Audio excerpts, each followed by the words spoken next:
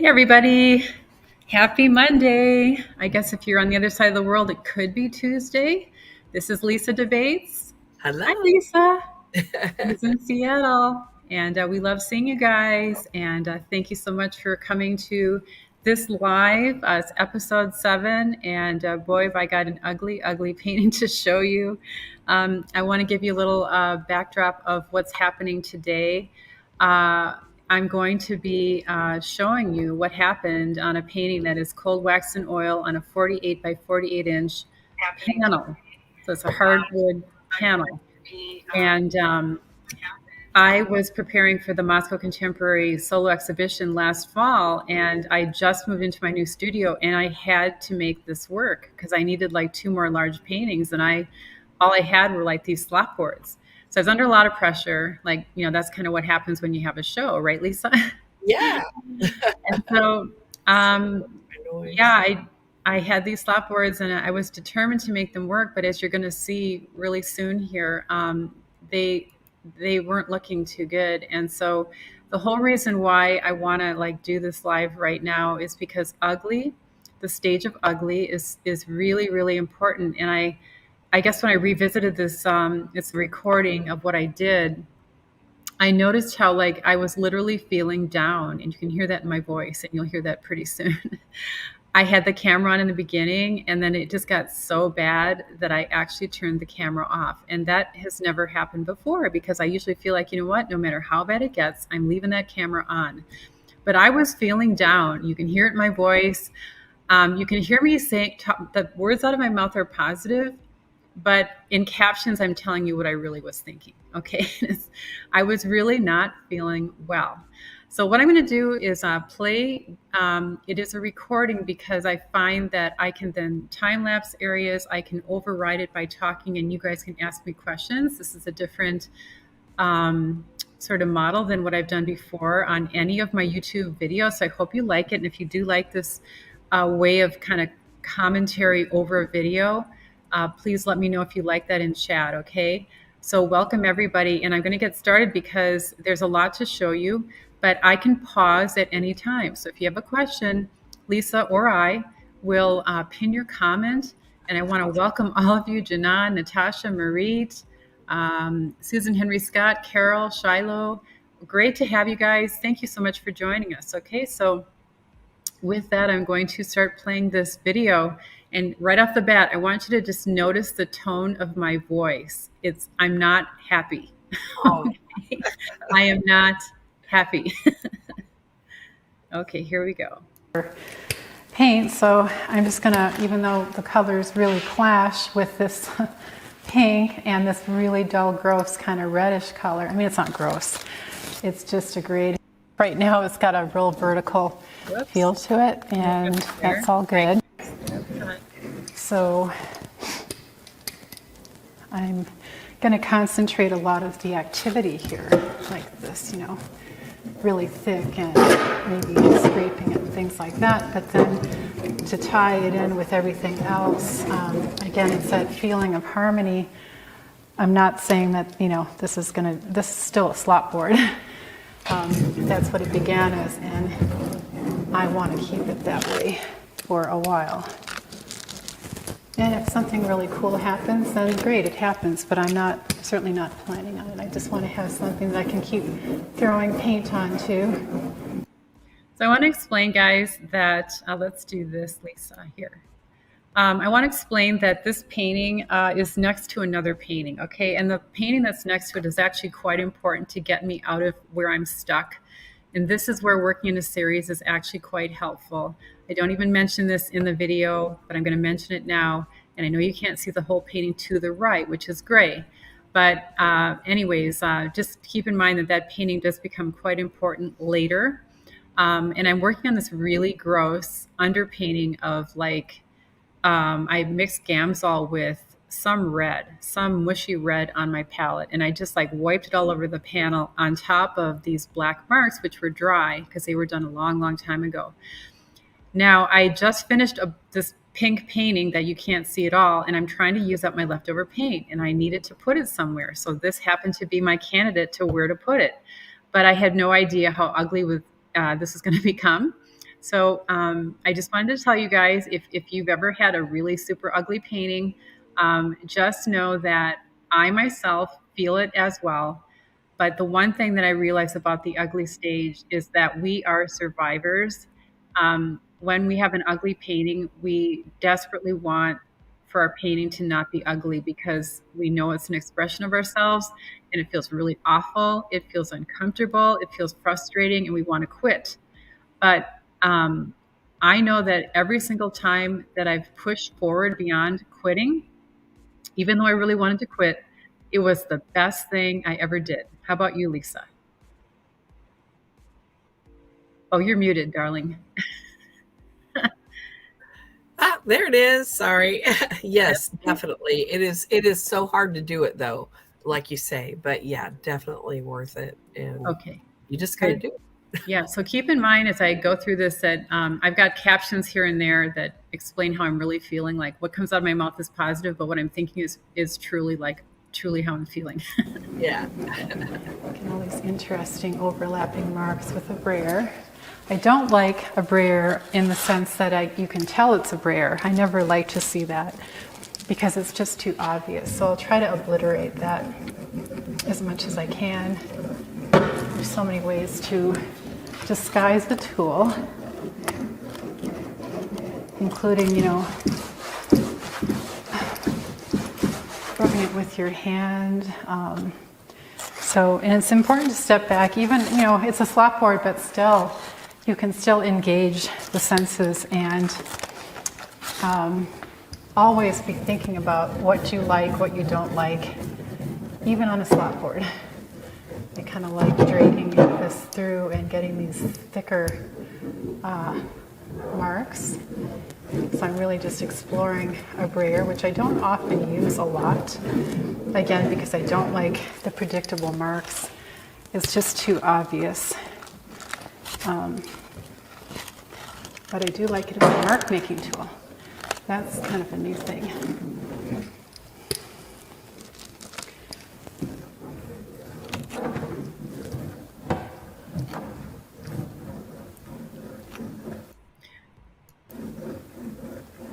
Of course, this is a very light belly. So I'm really determined to use up that bubblegum pink. It's really not bubblegum. I actually worked really hard to get this pink. But against what's around it, it just doesn't, it's not the beautiful pink that it was on the other painting that I really loved because color is relative, right? So depending on what's around your color, it can impact, we all know how it can impact the color. So you may love it on one painting, but when you move it on to another, due to simultaneous contrast, it's looking so different, so not like that color I spent so much time and did swatches on to get that perfect pink. Okay, so we've got a comment from Bonnie, and I want to pin this because that's important. We are survivors for sure. Amazing going through the struggle ends up being the best thing you ever did. Good to remember that while you're deep into it. Thanks, Bonnie. That's so true. And let's see, Lisa, where do I save the info for your YouTube? Would it be in bookmarks? And Not sure. I just posted, yes, that should work. Okay. Yes. So let me just, all right. So also I am working toward an exhibition right now. As I mentioned, I just moved into my new studio, which is the home studio in our garage. And, I was just really kind of getting set up, but at the same time, I had this impending deadline coming up. How it is when you have to get certain paintings done. And so we'll just continue on with this here. And I could actually do that with this as well, this pink, in keeping with what I did before.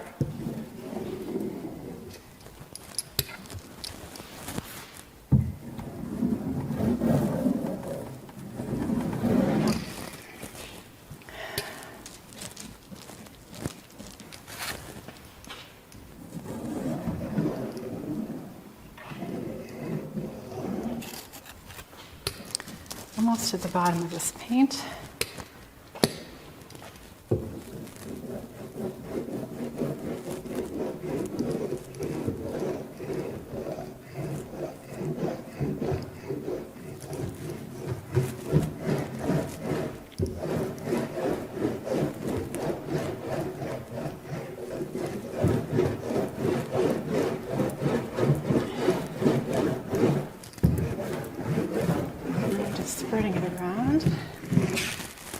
kind of fun.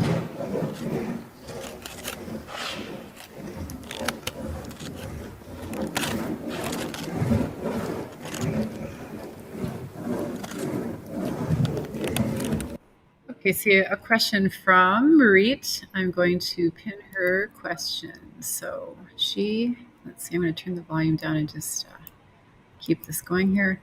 Can you read that, Lisa? Because it's grayed out for me. Yeah, it says, Pam, did you just paint pink on the already finished gray grid piece? Oh, gotcha. So that gray piece on the right is not finished, and it was just started also at the Grange when I used to have my studio over there. In fact, both of these paintings were started over there at the Grange, and neither one was finished. And so you can see that as I'm getting rid of this pink paint on one panel, because in proximity that other panel is right next to me and it's not done. It's like, I think that's what happens when you've got multiple panels going at a time. It's like, why not just throw it onto another panel, right? And so that's exactly what I did do. So that's a great question. And I also just want to show another one. And I've seen a couple people say they don't find it ugly at all. And it all is, beauty is in the eye of the beholder, right? And each of our own, what we think ourselves, it comes out of us, right? So that is always true, that definitely what we consider ugly might not be for other people. Okay, so I want to explain that what I'm doing here is I'm mixing Gamsol now with the pink paint. And you can notice I've got a long-handled brush, and I'm getting some calligraphy on here because in my opinion at this point is, what have I got to lose? I've used the brayer, I've exhausted the brayer, I've used the edge of the brayer, the front of the brayer, I've tried, and I've even moved it onto the other painting. So it's kind of like, some of you may say this is not ugly, right? And what I want to point out is that that's fine. So now I'm splatting it, saying again, I can't get much worse. Why not try some splatting, right? Now, but what's important for each of us to realize is that ugly is something that we as artists feel inside. So I could have a million people say, oh my gosh, I love it right now, don't touch it. My husband actually said that before I put the pink paint on here. But I personally knew that it wasn't going to work for me. So when I say ugly, I mean, I personally feel my painting is ugly. So that even if you try to support me and make me feel good, unfortunately, it's not going to make much difference, because I know deep inside the truth. And the truth is often very, very hard, right?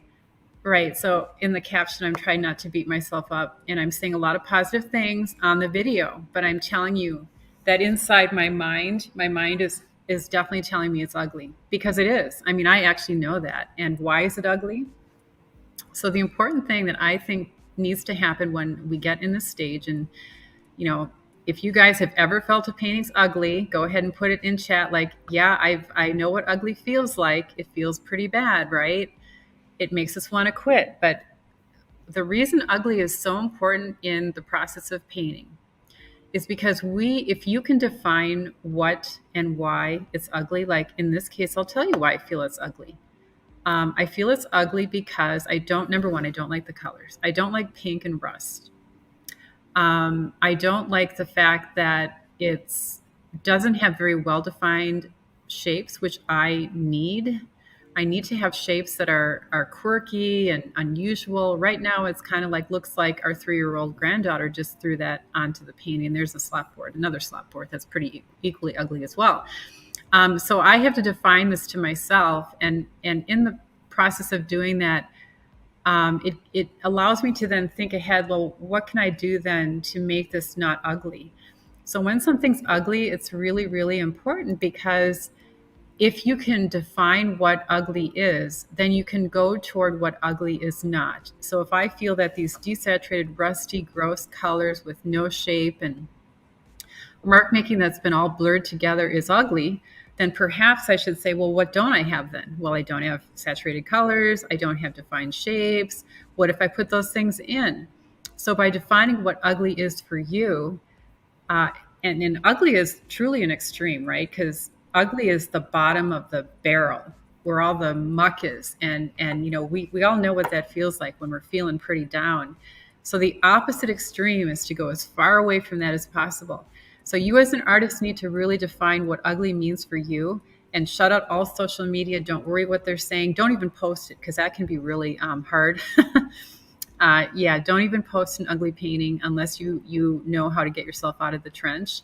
Now, I didn't really know what I was going to do with this painting at this point. I was clearly thinking to myself, okay, this might actually take me 6 months before I can finish it, if I ever finish it. I even say in the video at some point, it might be good to have a board for an entire year, because I was thinking it might take an entire year.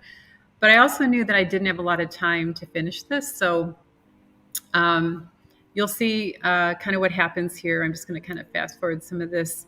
I'm taking my palette here, and I'm actually wiping it onto the painting to get the last bit of paint off of it. So this is kind of like my last ditch effort to get rid of all the paint. And it's like, I know it's not going well. And I decided that, well, I'm just going to get the rest of it off my palette. I don't care what happens. I'm going to smear it on there. I don't care if it smears everything. Even worse, whatever happens, happens. Okay. And then you're going to see what happens after this deeply depressive time in my studio. I remember it to this day, how low and down I felt. So let me just turn the volume back on.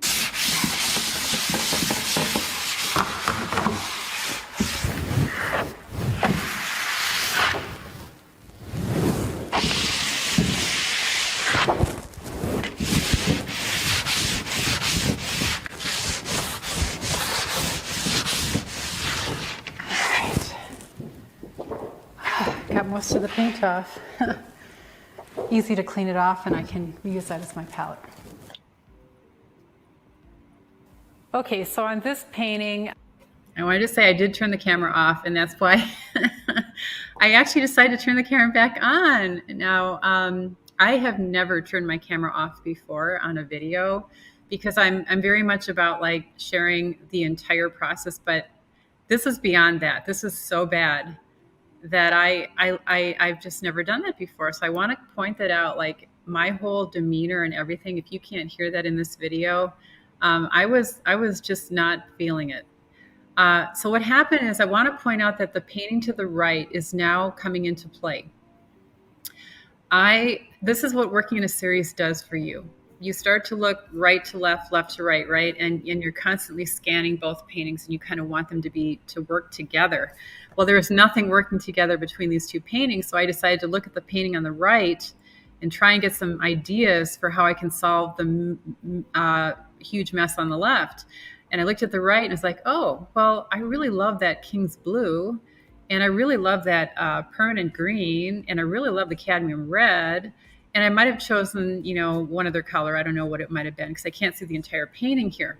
What I did was I took those 4 colors and I mixed them into a harmony mix. And for those of you who have taken Powerful Design Personal Color or my Art Success Masters course online, you know that I talk a lot about harmony mixes, and they are such an important mixture to be able to salvage, save, and definitely get your painting to something you love. It's such an important concept that I did it. And now I'm going to show you what happened when I mixed those colors and I applied them to this ugly pink painting. And it was still wet into wet, guys. I did not let this dry. Can use that as my palette.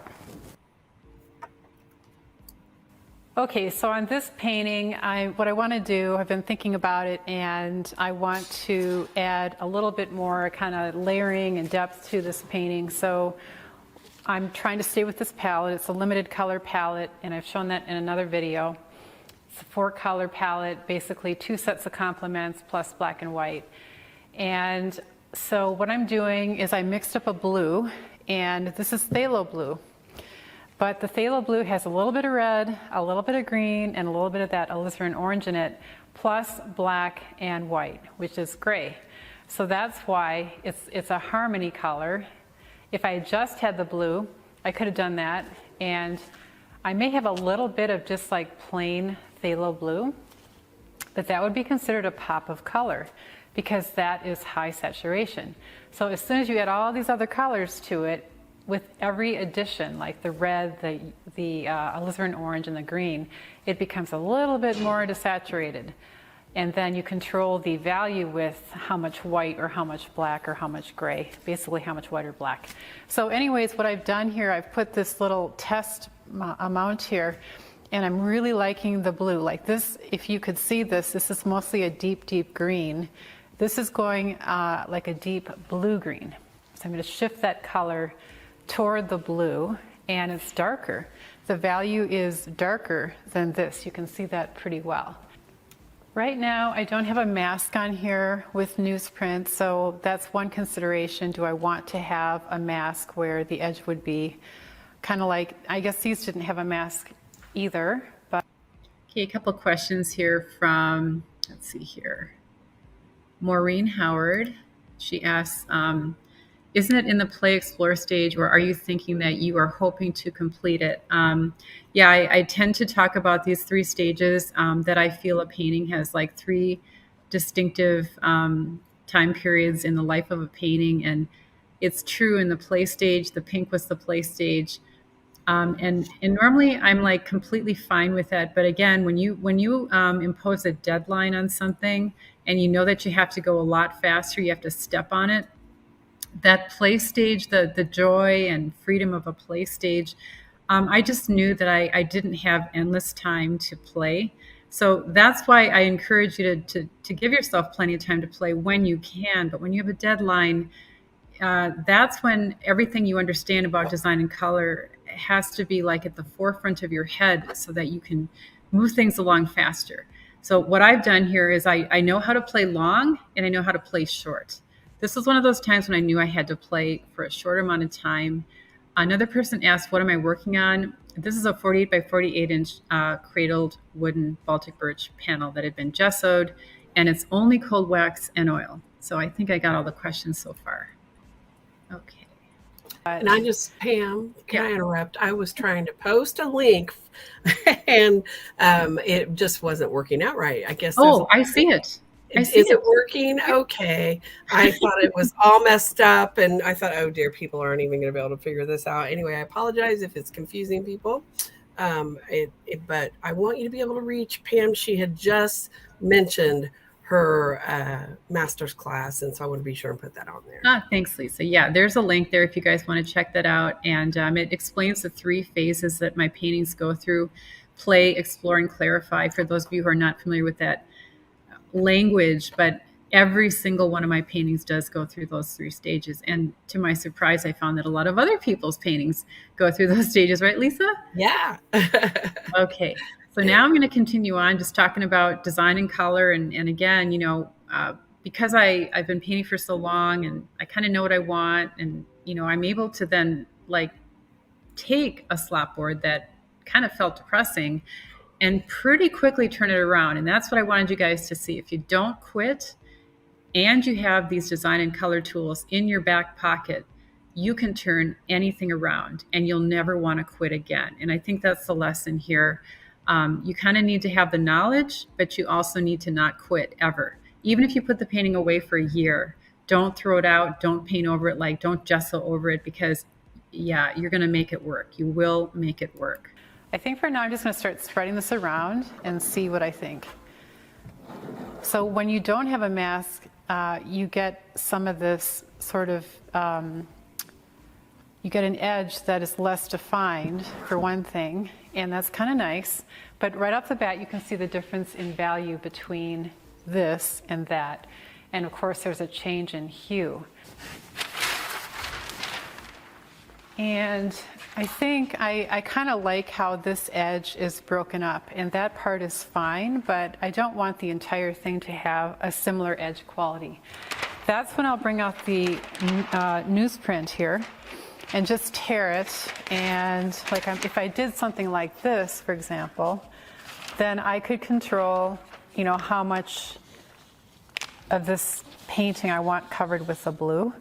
And so I think what I'm going to do is tape this to the top, and then I have a choice of, you know, do I want the rectilinear edge facing this way?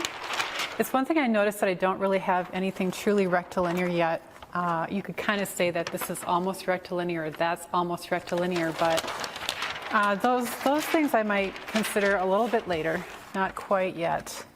And then I also have to be a little bit aware of like the width of these bands. I don't want the same width all the way across. And I did want to really have this blue play a pretty significant role, but mostly up, maybe it's mostly up here. I want it to,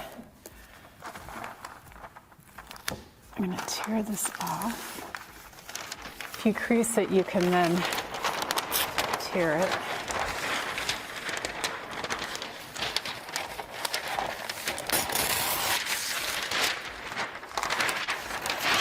Okay, so that's about. I'm also aware of diagonals. You know, right now it's got a real vertical feel to it, and that's all good. But if I want to switch that to more diagonal, then this is how you can start to, you just tilt the newsprint. And do any cold wax and oil artists out there have questions about masking? This is a really, really big, in my, when I paint with cold wax and oil, I use newsprint a lot. It's cheap. I don't understand why it works. I don't understand why the oil and cold wax do not like soak right through it, because it's just like newsprint. But you can get it for just a couple dollars at any, like if you go to like a newspaper company that makes, they've got blank newsprint on rolls. Does anyone have any questions about how to make that work? Because if you do, just pop it into chat. I'm going to tape that into place, and then I got to step back. At this point, I have to really step back a lot, and then tape. Again, the edge is going to be, this is the important edge here, if that's my mask. And I don't think, I may come down all the way to the bottom, but for now, I want to step back. All right, so I'm using a Messermeister, this bowl scraper tool, and I'm going to just come up here, get it on the panel. It's pretty thick paint. And I could leave a little area like this. That would be a rectilinear edge, you see, and sometimes you don't need a lot of the opposite, which would be the contrast here. This would be contrast to everything else. This little bit of a rectilinear line, it's just a suggestion of what this painting is not about, right? This painting is not about the rectilinear, at least right now, it's not. And I think I'll take this all the way to the edge. Some of this is done, kind of blind, because I'm not stepping back and I can't really evaluate everything that's happening, and I don't really want to. I kind of want to just put it on there and then figure out what to do from there. So I've got this torn edge, I've got this rectilinear edge. Yes, I like this little red blob here. So, this is one of those things where I can kind of paint close to it, but I don't want to look like I'm painting around it too much. So we'll see if that works. And if it doesn't work, I'm going to have to just lose it and then probably bring it back somehow, which that's not hard. You just put it right back in again on top of the blue. So step back, and even with my gloved hand here, I can ease that color into this red area so that it's kind of a gradation and it's not quite as abrupt. That way I can overlay the red a little bit and make it look like I didn't just paint around it. So you kind of have to disguise that if you're trying to make it look like it isn't being painted around. Yeah, and regarding that, like Lisa, I'm sure you felt that too, right? Sometimes you have a special area in your paint, you're like, oh my gosh, that I love that area so much, but then you're faced with, now I have to paint around it so I don't lose it. And then like subconsciously, you and any person looking at your painting can feel that, oh my gosh, that person, like it's just this, like, it feels like the person didn't have courage. right? I don't know. Yeah. It's just Yeah. weird. So I mean, look at how small that little area was, and I was like trying so hard to save it. I don't even know what happened in the end. Like I might have just come in with an RNF pigment stick, but it's better to lose these things and then put it back than try to paint around it in most cases. I just want to point that out. It's kind of a trick. So I'm coming around this way, and I might just decide that I want to keep a bit of rectilinear on the outer edge. If I do that, again, just can grab some newsprint like this. And it doesn't have to, like this edge is torn, kind of like that. So let's say that I do this, and it doesn't have to be completely straight, so maybe I'll kind of come off at an angle. I like diagonals. And then I'm going to run out of paint, so I'll take some from up here. I'm just trying to get this edge of the newsprint, and it doesn't matter if I take it from up there because I can always put more back up there. But this will give me a bit of that rectilinear feel that I really don't have yet. See, when I take that away, now I do have a bit of that rectilinear, not too much. So I've loaded my paint onto my Messermeister. You can probably see it. It's gooey. It's not too drippy. That's controlled by the cold wax medium being in there, and then how much, if I added Gamsol to it, then it would be a lot more drippy. But right now, if I'm going to work on the wall vertically like this, I can't have it too drippy if I don't want drips. If I did want drips, then having it on the wall would be great. Okay, so filling this in and then deciding, Yes, that is the blue that really, if it had any of the magic mix in it, it would be pretty minimal. Like I want it to be a little bit more on that deep, vibrant spectrum instead of it being dulled. And so when you want to do that, then yeah, you want to minimize the amount of that harmony mix. So that's a great question. Like how much green is underneath here. Okay, again, I just don't want all the bands to be the same width. As long as they vary, even by a little bit, that will be fine. I've already defined this edge here with the newsprint, so I can cover this part up. I don't know if I'll come all the way to this edge. Let me just try this first. I could have kind of a combination hybrid, part rectilinear and part, this broken up sort of edge. Yeah, that's probably good. So I don't have to use this newsprint edge if I don't want. You can make that decision pretty much on the fly. I also like this black mark and a little bit of a white mark down here. And then if I don't like how, this is kind of it's a torn edge, and that's fine, but if I wanted to adjust part of that so that I have like a perfectly hard edge, straight edge, I can come in with this tool, and now I've just gotten rid of that. It's not a torn edge anymore. It's almost like it was cut. All right, so now I have, this is broken, that's hard, that's broken, and it's broken all the way down through there. It's one of the beauties of working with this medium is how malleable it is and flexible it is, and you can get so many different textural effects, and it's more a question of being able to control that and not get too much texture, because that can also be very distracting. Okay, so now if I remove this, and I think I'm going to make this a little bit of a diagonal here. There's enough paint. I'm so excited. We get to see the reveal. It's rectilinear, but it's now on an angle. And then I can remove this. It's very hard to tell what's happening when it's so blind under the newsprint. Take that off.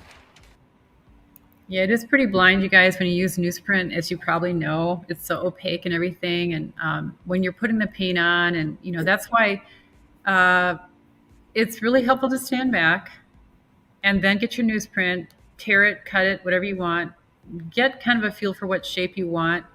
And just know that if you don't like it, like that little edge there, I just kind of I minimized it now with my Messermeister. You can do that as well.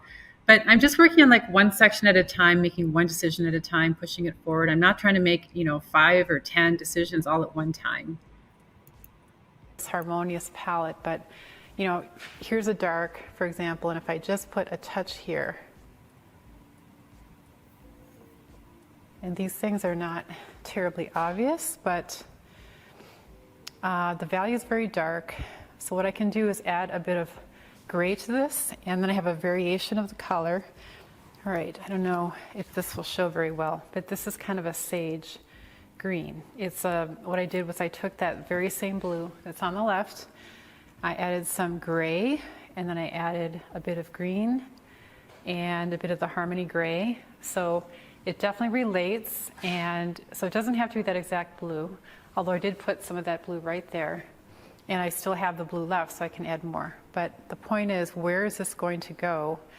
If you just look at the value, the cool thing about this is if I put some, say, here, you see the value is the same, but it relates to that blue.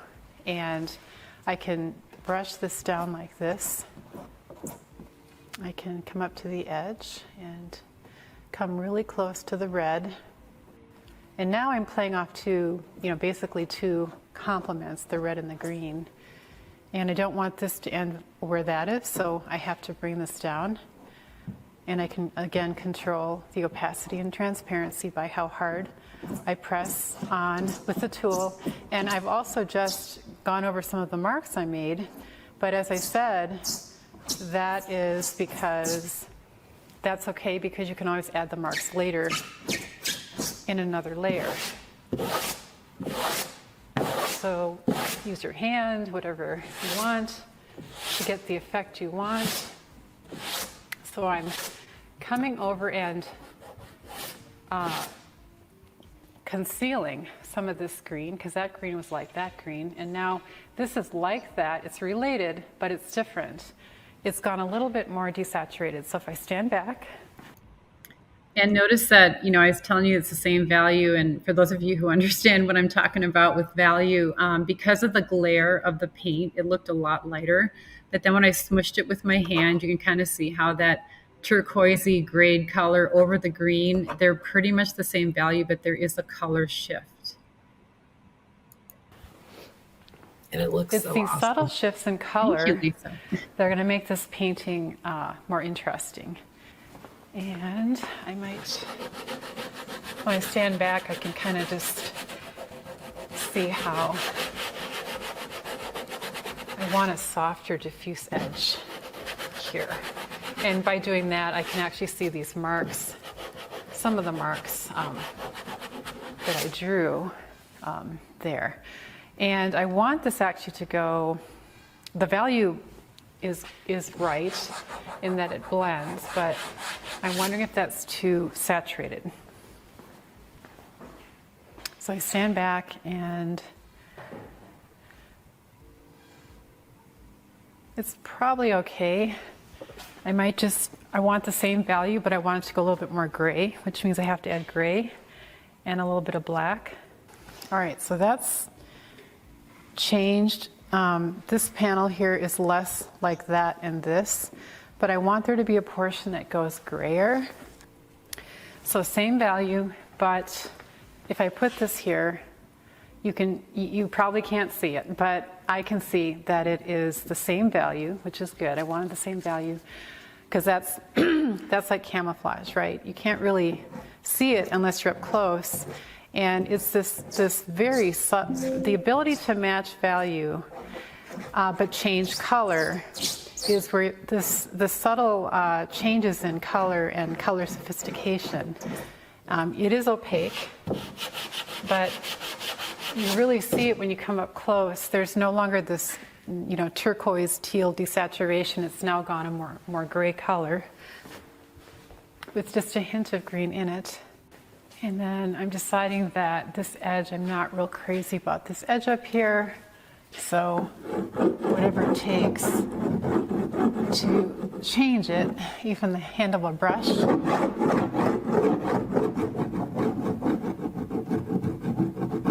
There, I've even remove some paint and it's gone down to the pink, but I like that better.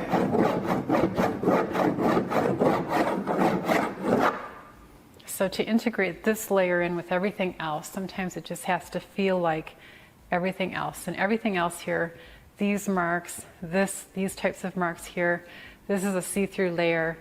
All those things are the reason why this feels so foreign. And then you can take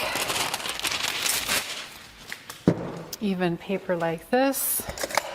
It's just like painter's paper, and you know, like if I want to remove some of this,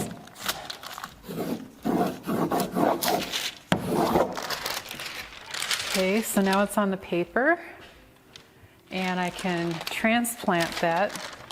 I could either, you know, sort of add a bit down here, maybe I'll go down here.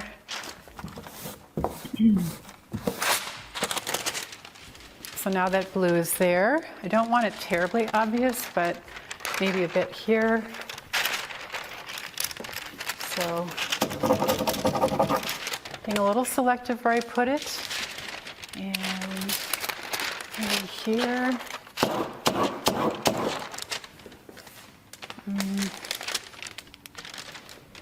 Can I just grab more from over here and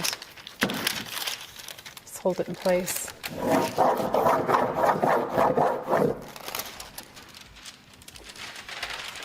Here's what the paper looks like. Again, just they're kind of subtle marks if I don't press too hard. Well, the marks are, they're thin anyway, so there's a bit of that color. So you're kind of moving it around.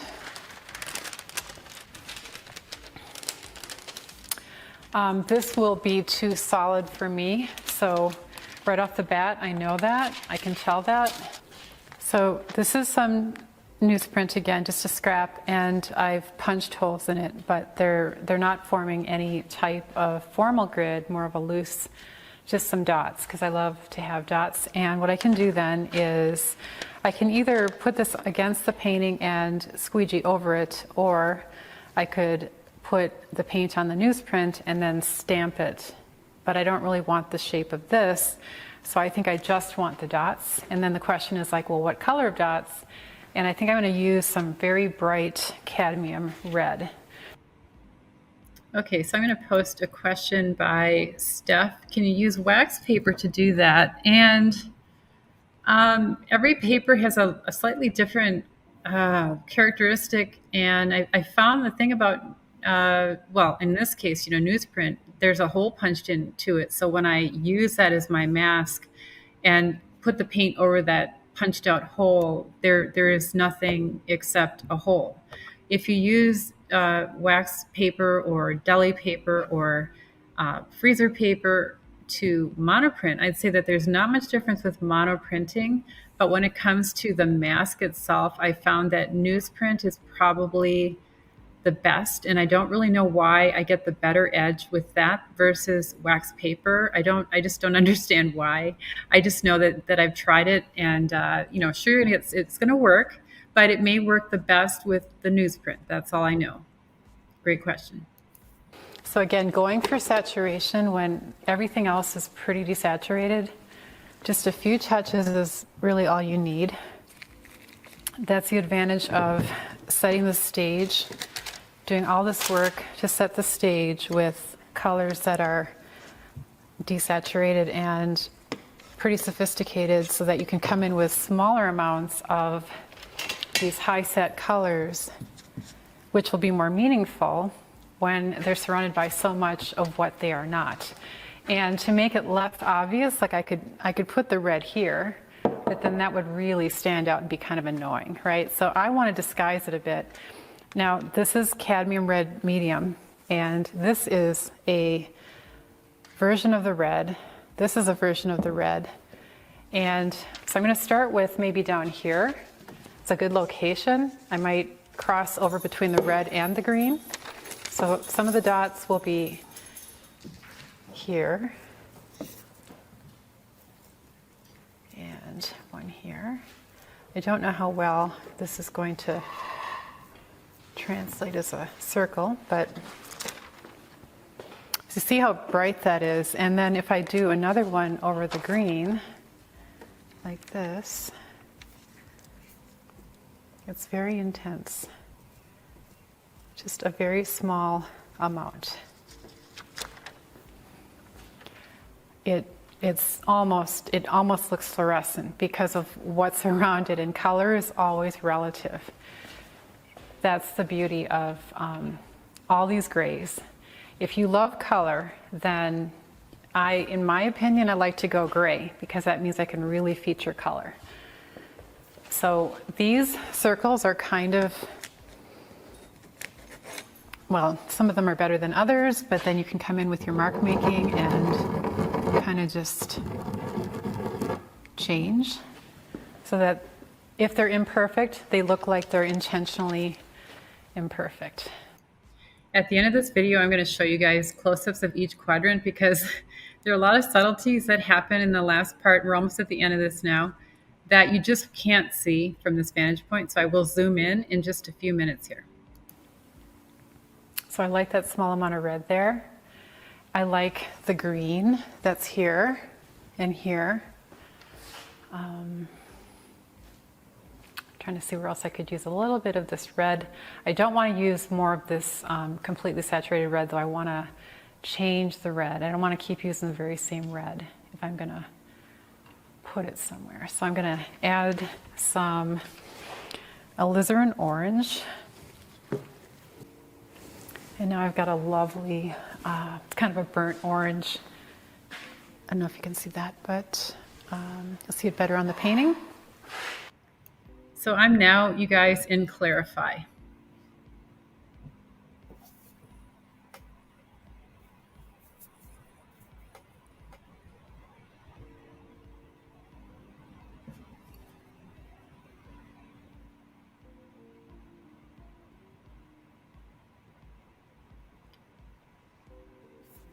What I'm doing is adding these little bits of saturation. Like I mentioned personally, I do love color, but I also feel for my design aesthetic that I like to be very kind of miserly with the amount of bright saturation. And because I also love grays, so I spend a lot of time mixing colors. And like the grays matter to me. All those bands are grayed down colors in varying amounts of saturation. That's true. They're like some are more saturated than others, but they're not as saturated as colors straight out of the tube. So now what I'm doing is, now that I've laid the stage, I've got the stage. It's kind of like, if you're producing a play and you've got all the backdrop of the stage there, and now the main actors are coming in to it's time for them to come out and do their thing.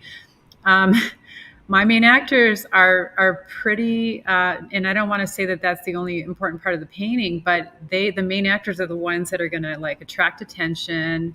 Your eye's going to go there. So I'm using it strategically to say, okay, now let's look over here. Upper left-hand quadrant. Let's look over here. Upper right-hand quadrant.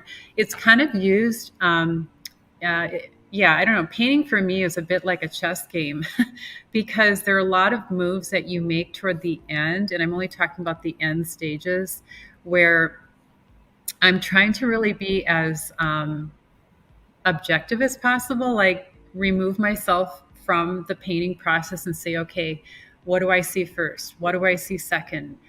Where is my eye not going? Because if my eye's not going somewhere in a painting, then that's just wasted. I might as well chop that part of the painting off, right? So what am I doing here? Like I'm adding a slightly different value of color because now that's much more interesting than one big slab or, section of an uninterrupted color. But it's about the same value. The only thing that's different is a slight change in hue. And sometimes that's all you really need. You don't have to do anything major toward the end of your painting. And as Lisa always says, just give it time, right, Lisa? Just sit back. That's right. It'll talk to you. Yeah, she's a master of that. So I've just added a bit of that orange now, and pretty soon I'll be showing you close-ups of this.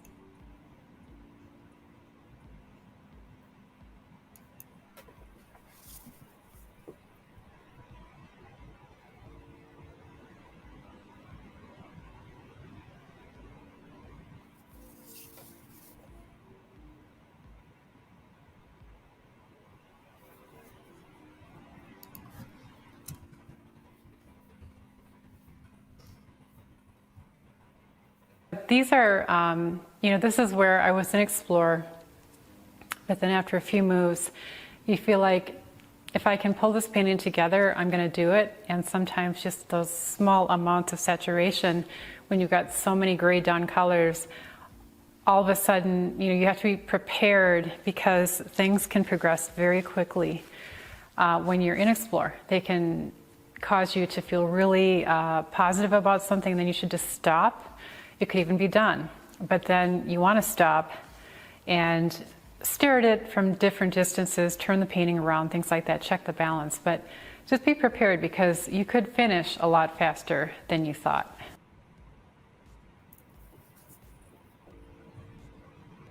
It's hard to believe it's the same painting. Yeah. And it happened, you guys, within a few days, maybe even one day. I don't really recall. I just remember I was kind of really getting into these bands, and it just happened right on top of the pink part. And the only reason I'm doing the close-ups is because I also use woodies and all kinds of things, dry mark making, to bring in my marks again. And so basically that's it of the video part. And I'm just wondering, because I've been talking so much about the painting and not actually, there's a lot of it where I was talking, you didn't hear it. I may just post that separately at some point on YouTube so you can hear the whole thing uninterrupted. But anyways, yeah, so here's a comment from Jackie, and I'll just show you. I felt the same way, Jackie. It's kind of like, let me just post that comment here. Can't believe one of the Monday morning lives, what a difference a day makes on a painting. Yeah, thank you so much, Jackie. I appreciate that. But what I really want to do, we've got some time left here, and curious, how you guys feel. Lisa, how do you feel when your painting is not going the way you want it to go? Are you fighting that left brain that's trying to tell you to just go quit and go take a break? Scrape it off. Cover it up. Yeah, that's why. I have one behind me right now. And what happened was a friend came over and we were just chatting, and we walked back in my studio. She hadn't been here for a while, and she just gave her unsolicited advice about my painting that I didn't really want to hear because it's not ready to hear it, right? It's still in process. It doesn't need to hear it's ugly, because it is ugly, but I don't need to hear that. And so now I don't even want to look at it because it's kind of got me down, right? Yeah. So, yeah. Oh, see, that's what happens. I think when we show our paintings to other people before their time, unless you have you're really just okay with it, and you're hey, ugly, it's an ugly stage. But every painting, I feel every one of my paintings goes through an ugly stage, and I'm prepared for it, and normally I'm okay with it. But this was just one of those times where I felt wow, I thought I was completely okay with ugly until this happened, because there's something about pink over rust. It just wasn't working for me. And yeah. So, okay. There were a couple questions. Yeah. Let's Okay. see. Do you have one? I was going to say, Steph wanted to clarify about the colors. Okay, go ahead and post that, or if you can feature that. Please clarify, are most of the colors created by the magic mix, and are your additional colors just pop on without the magic mix? I would say that's probably true, Steph. So in Clarify, well, actually in Explore is when I did most of the color mixing with the Harmony mix, and that's how I got those bands. All those bands came from Pure Color plus the Harmony mix, and I put them on quite large because it covered up the underpainting, which again, that could have just been a stage to the next thing, but when I put them on there, I really liked them, so that's why they stayed. And then at the end, what I did was instead of mixing those pure colors with the magic mix, I just put them on pure. The cad red was pure. Those little dots were pure cad red. There were areas of pure phthalo blue. There were some areas of, even if it was done with a woody or a pastel, oil pastel, craypas, that was pure color. It could have been a pure turquoise, right? So the lines and things come right back in at the end, because I must have my marks, and I had them below these bands in the pink, right? There are lots of marks. Then they kind of disappeared. And we talk about that obliteration, assert and obliterate. And then in the end, they came back again, but I obviously wasn't tracing over former lines. They were new lines. So mark making for me can come back at any time. And Pens Only asked this question, which didn't you do that in one of the previous videos? So doing more ethemic writing in your art, yeah, I'm trying to think. Yeah, I mean, I've done many paintings that have ethemic writing.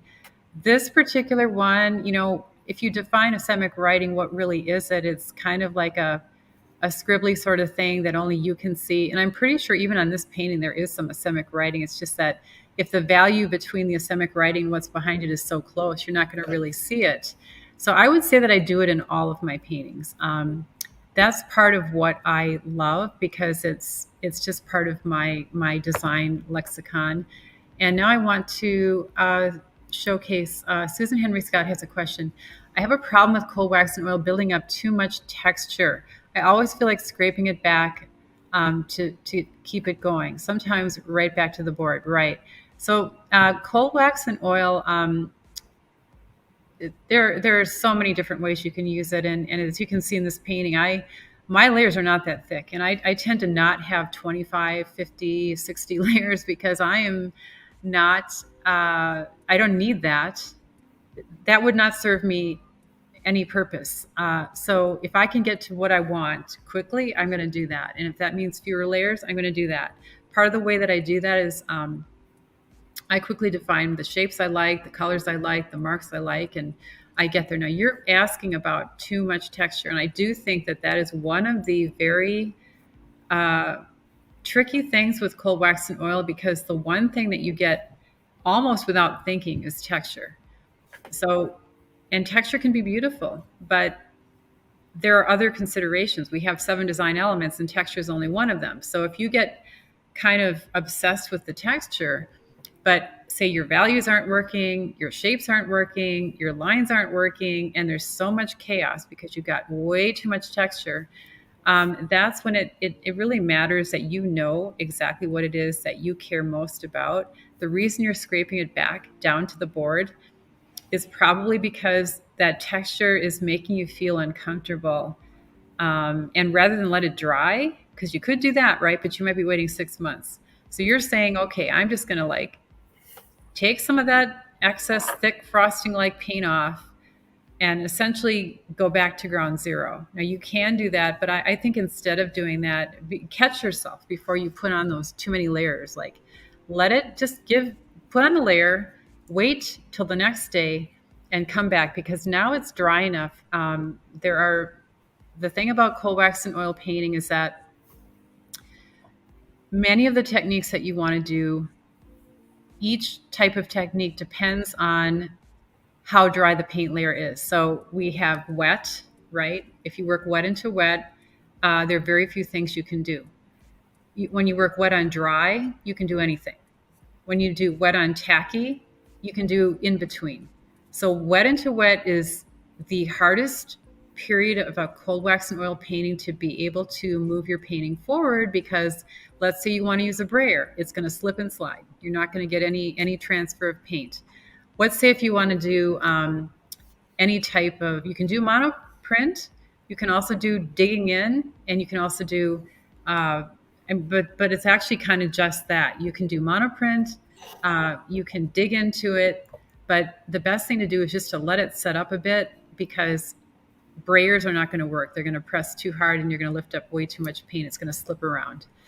Okay, any other questions? Let's see, there were a couple.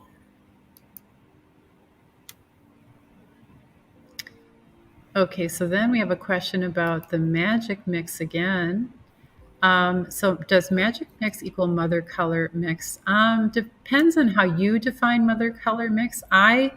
A magic mix can actually, what it really is it becomes the common denominator that brings a lot of disparate colors together.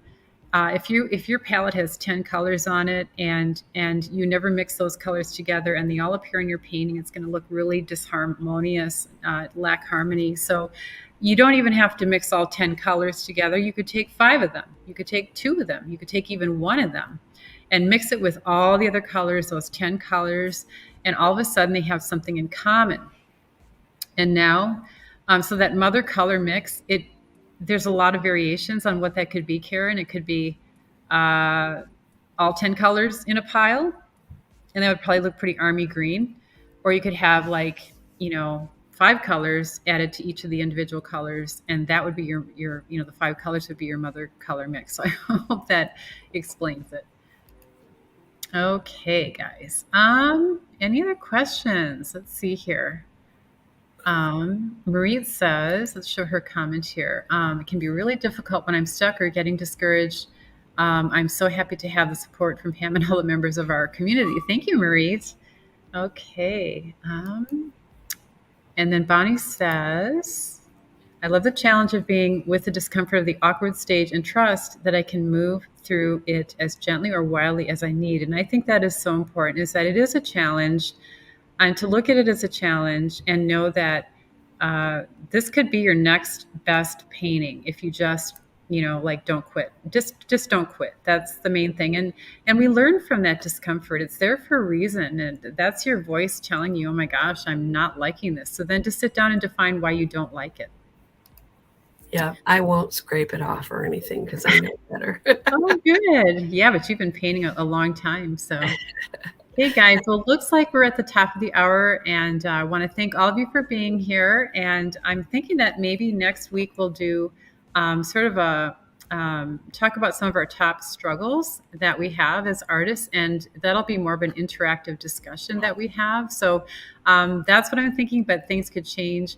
I always will post in the various Facebook groups what the topic is, and then of course on the YouTube channel where it says click on live on the live button, and it'll have a description of what's upcoming. Okay. I just wanted to share Jennifer's comment that says she's looking at paintings that she thought were finished, but listening to her inner voice and feels that they can be vastly improved, and that she feels she has the tools to go back in and continue to develop these pieces. Wow. And this is because of what she has learned through your courses. Yeah, that's awesome, Jennifer. Thank you so much. Yeah. I mean, in my personal, like just the way that I work too, it wasn't until I learned a few things that I was able to like rescue almost any painting, which I think is the message here, is that no matter how bad it gets, you can do it.